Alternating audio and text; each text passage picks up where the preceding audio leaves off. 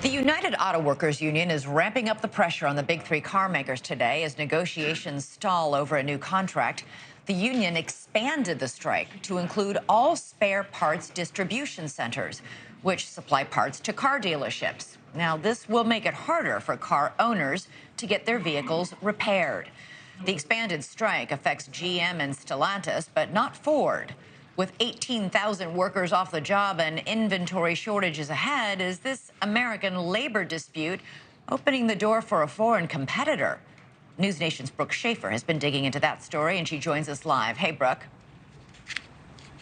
Yeah, hey there, Elizabeth. There are serious concerns tonight about what a prolonged strike could mean for our already weakened supply chain and what it could mean for other countries like China looking to dominate the auto industry. Tonight, the United Auto Workers are expanding their strike. At noon Friday, workers walked out of 38 General Motors and Stellantis facilities in 20 states as they demand, in part, better wages and benefits. The companies have claimed the demands are too expensive. As we've said for weeks, we're not going to wait around forever for a fair contract at the big three. The companies know how to make this right. The United Auto Workers announcing they will spare Ford for now, saying Ford met some of their demands in negotiations last week. This latest expansion adding another 5,600 auto workers to the strike. 13% of the union's members are now on the picket line. GM and Stellantis going down!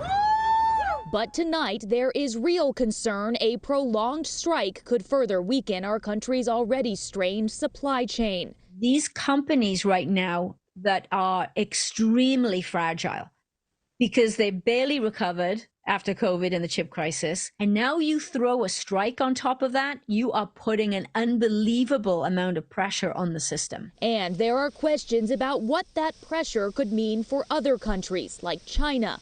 Ford dealer Tom Maioli with NewsNation's Nicole Burley. What you're going to do is you're going to force the manufacturers to start driving some of that production outside the U.S. into Mexico, into China, and that's what we're trying to avoid here. As of last year, China was the #2 exporter of auto parts in the world, behind Germany and before the United States. Last year, the U.S. imported $82 billion in auto parts and accessories. 12.5% came from China. Most U.S. cars aren't made overseas, but almost all vehicles have some Chinese-made components.